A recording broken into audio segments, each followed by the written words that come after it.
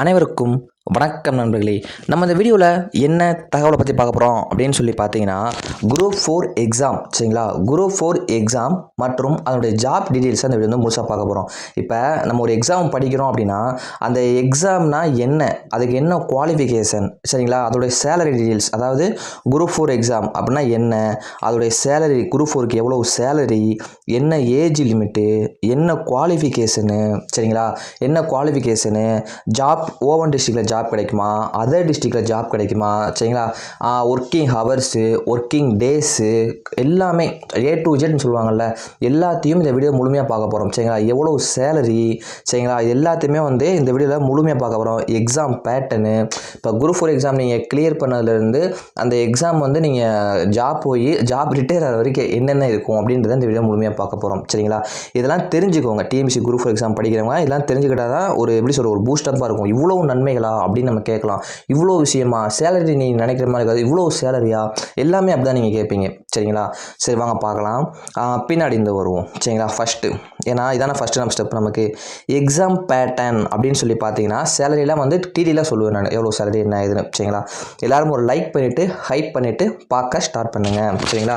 Exam pattern என்ன sir, ஒன்றுமே இல்லைங்க. எக்ஸாம் பேட்டர்ன் அப்படின்றது 100 கொஸ்டின் தமிழ் கேட்பாங்க சரிங்களா. அதாவது பொதுவாக நான் சொல்கிறேன் எல்லாத்துக்கும், இது வந்து எல்லாம் பேசிக்காக தெரிஞ்ச விஷயம், ஆனால் புதுசாக பார்க்கணும் தெரிஞ்சுக்கணும்னு சொல்கிறேன். 100 கொஸ்டின் தமிழ்லேருந்து 100 கொஸ்டின் கேட்பாங்க சரிங்களா. மொத்தம் 100 கொஸ்டின் கேட்பாங்க. மேக்ஸ்லேருந்து எத்தனை கொஸ்டின் கேட்பாங்க அப்படின்னு பார்த்தீங்கன்னா 25 கொஸ்டின் கேட்பாங்க. தமிழில் ஒரு 100, மேக்ஸ்லேருந்து ஒரு 25. மேக்ஸ் 25னா 15 சம்ஸ் கேட்பாங்க சரிங்களா. ஆட்கள், நாட்கள், சதவீதம், எல்சிஎம், ஹெச்சிஎஃப், சிம்பிளிஃபிகேஷன், இந்த மாதிரி ஒரு சம்ஸ்லேருந்து ஒரு தனி வெட்டி கூட்டுவட்டி, இந்த மாதிரி சம்ஸ்லேருந்து ஒரு 10-15 கொஸ்டின் கேட்பாங்க. ப்ளஸ் 10 வந்து ரீசனிங் கேட்பாங்க சரிங்களா. 10 வந்து ரீசனிங் வந்து கேட்பாங்க. பசில்ஸு சரிங்களா, பசில்ஸு, நம்பர் சீரியஸு, இந்த மாதிரிக்கு வந்து ஆல்பபெட்டிக் சீரியஸ், இந்த மாதிரி ரீசனிங் வந்து ஒரு அந்த படங்களை கொடுத்து கேட்குறது, இது மாதிரி 10 ரீசனிங் கேட்பாங்க. அதுக்கப்புறம் 75 ஜிகே அல்லது ஜிஎஸ் அப்படின்னு சொல்லுவாங்க. ஜிகேனா பொது அறிவு, ஜென்ரல் சயின்ஸ் அப்படின்னு நம்ம சொல்லக்கூடிய ஒரு இது சரிங்களா. அதுலேருந்து வந்து 75 வினாக்கள் கேட்பாங்க. மேக்ஸிமம் வந்து அதை நம்ம பிரித்து சொல்லணும்னா வரலாறு, புவியியல், குடிமையியல், ஸ்கூல் புக் பார்த்தா குடிமையியல், அரசியல் அறிவியல், அப்புறம் தமிழக வரலாறு, கரண்ட் அஃபேர்ஸு, சயின்ஸு, இந்த மாதிரிலேருந்து ஒரு 75 கொஸ்டின் கேட்பாங்க. மொத்தம் வந்து 200 கொஸ்டின் கேட்பாங்க சரிங்களா. 200 கொஸ்டின் கேட்பாங்க சரிங்களா. 200 கொஸ்டின் கேட்பாங்க. ஒன்றுக்கு 1.5 மார்க்கு. 200 கொஸ்டினில் ஒன்றுக்கு எத்தனை மார்க்கு, 1.5 மார்க்கு. 200 × 1.5 = 300 மார்க்குக்கு வந்து எக்ஸாம் வந்து நடக்குங்க. இது தாங்க எக்ஸாம் சரிங்களா. இதுதான் எக்ஸாமுடைய பேட்டர்ன்.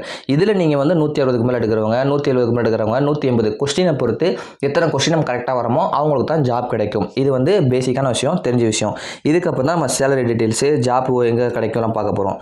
இப்போ நீங்கள் எக்ஸாம் கிளியர் பண்ணீங்க அப்படின்னா உங்களுக்கு ஓவன் டிஸ்ட்ரிக்ட்லேயே வேலை கிடைக்க வாய்ப்பு இருக்கா, இல்லை அதர் டிஸ்ட்ரிக்டில் வேலை கிடைக்க வாய்ப்பு இருக்கா அப்படின்னு சொல்லி பார்த்தீங்கன்னா நம்ம எல்லாம் என்ன நினைப்போம் அப்படின்னா, குரூப் 4 எக்ஸாமில் படிக்கிறவங்களுடைய மனநிலைமை நான் சொல்லக்கூடியது, நான் படிக்கும்போது இந்த மனநிலைமையை சொல்கிறேன்.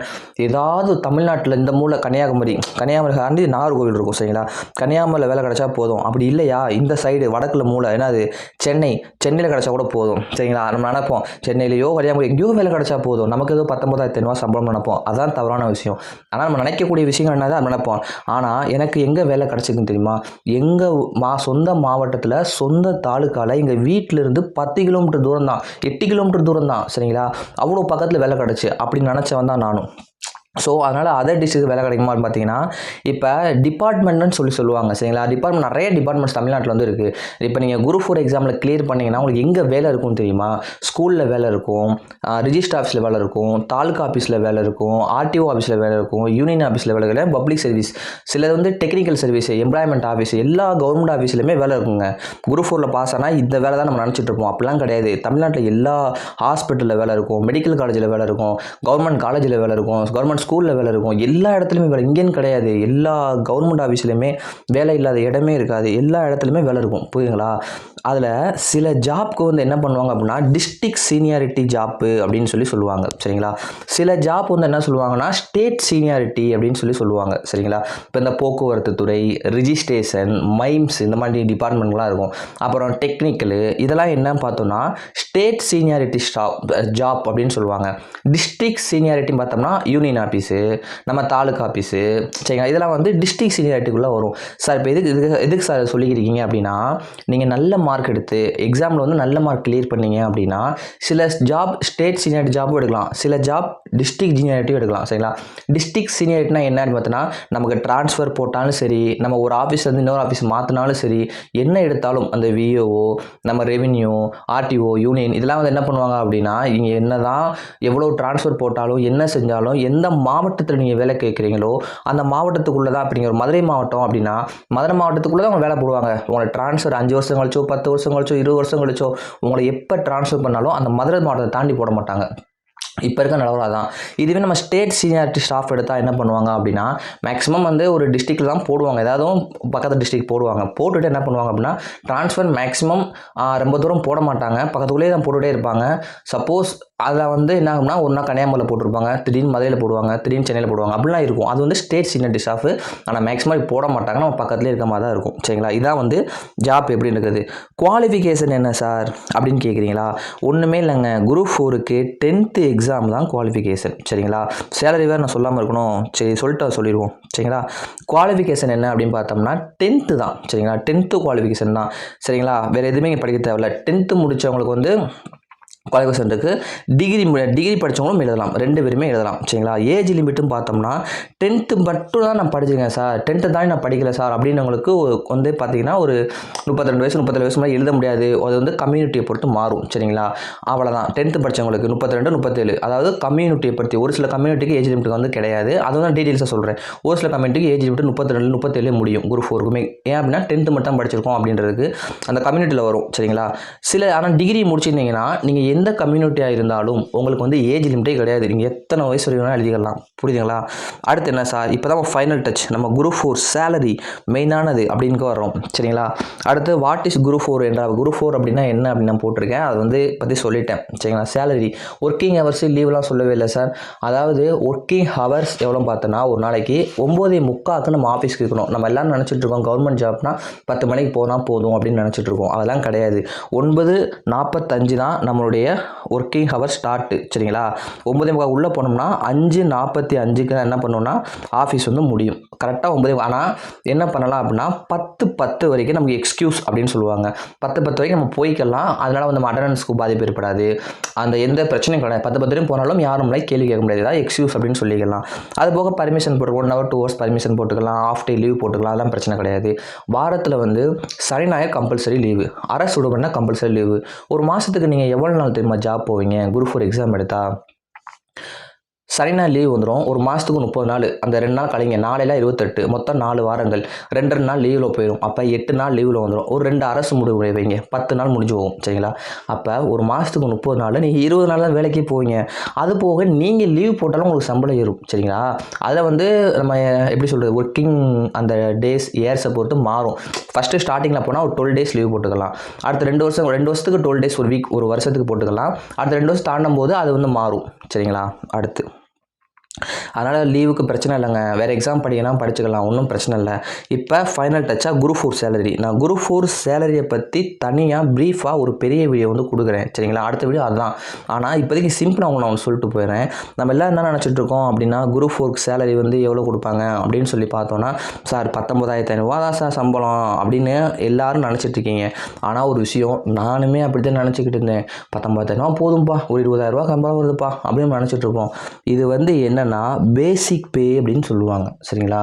இது வந்து பேசிக் பே தான். அதாவது இது போக என்ன சார் வரும் அப்படின்னு பார்த்தீங்கன்னா 19,500 போக, இருங்க நான் சொல்லித்தரேன்.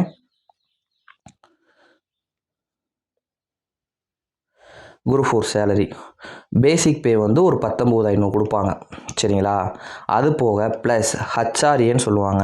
ஹச்ஆர்ஏனா என்னது, ஹவுஸ் ரெண்ட் அலவுன்ஸ், வீட்டு வாடகை அப்படின்னு சொல்லி நம்ம சம்பளத்தோட இந்த 19,500 போக, சரிங்களா, ப்ளஸ் இது ஒரு சேலரி ஏறும். அடுத்து மெடிக்கல், அதாவது மெடிக்கல் அலவுன்ஸ் சொல்லி நமக்கு மெடிக்கல் அலவுன்ஸ்னு சொல்லி ஒன்று வந்து ஏறும். சரிங்களா? இது ஒன்று ஏறும். அது போக டிஏ, இது எல்லாத்தையும் விட மெயினானது டிஏ அப்படின்னு சொல்லுவாங்க. சரிங்களா? டிஏ தான் மெயின். டிஏனா என்ன சார் அப்படின்னா, டிஏனா ஒரு இப்போ நம்ம தமிழ்நாட்டில் வந்து 50%, 52%, 54% கூட்டிக்கிட்டே இருப்பாங்க. இதுதான் நம்ம சம்பளத்தை மெயின் பாயிண்ட்டே. இப்போ டிஏ வந்து 50% வச்சுக்கோங்களேன், நம்ம சம்பளம் வந்து 19,500 வச்சுக்கோங்களேன். இதில் 50% நமக்கு இன்னும் கூடுதல் சம்பளமாக ஏறும். சொல்ல புரியுதா? நான் அதெல்லாம் சொல்கிறேன், சம்பளத்தை பற்றி சொன்னால் பெருசாக சொல்லணும், அது இன்னொரு வீடியோ போடுறேன் சரிங்களா. நான் அடுத்த வீடியோ சம்பளம்னா என்ன எவ்வளோன்றதை உங்களுக்கு கண்டிப்பாக கொடுக்க தான் போகிறேன். இப்போ ஷார்ட்டாக சொல்கிறோன்னா பார்த்தோம்னா நம்ம சேலரி வந்து 31,115 ரூபா வருங்க ஸ்டார்டிங்கில் சரிங்களா. எனக்கு வந்து 32 ஹவுஸ் ரெண்ட் ஹவுஸ் சிட்டியில் இருந்தால் ஒரு ஒரு 300 ரூபா கூடும் நினைக்கிறேன். கிராமங்களில் வேலை பார்த்தோம்னா ஒரு 300 ரூபா குறையும் சரிங்களா. ஒரு 31,115 ரூபா வந்துச்சு. அதில் இது வந்து என்ன சொல்லுவாங்க அப்படின்னா நெட் பே கிராஸ் அமௌண்ட்டுன்னு சொல்லுவாங்க சரிங்களா. நம்ம கைக்கு வர அமௌண்ட்டுன்றது வேறு, நமக்கு ஏறுற சேலரின்றது வேறு. நமக்கு கவர்மெண்ட்லேருந்து சம்பளத்தை பிடிச்சிக்கிடுவாங்க சரிங்களா. 31,000 ரூபா சும்மா ஒரு எடுத்துக்காட்டு சொல்கிறேன். நம்ம சம்பளம் வந்து 31,115 ரூபா வரும். ஃபஸ்ட்டு எனக்கு வந்து சம்பளம், நான் வந்து சிட்டியில் வேலை பார்த்தனால 31,115 ரூபா என்னுடைய சம்பளம். புரியுதுங்களா? அதில் எவ்வளோ சார் கைக்கு வந்துச்சுன்னா, எனக்கும் சொல்லலை, பொதுவாக எல்லாத்துக்கும் சொல்லக்கூடியது தான், 29,500 ரூபா நம்ம சம்பளம் வருங்க சரிங்களா. சம்பளம்னா என்ன ஏதுன்னு அடுத்த வீடியோ போடுறேன்.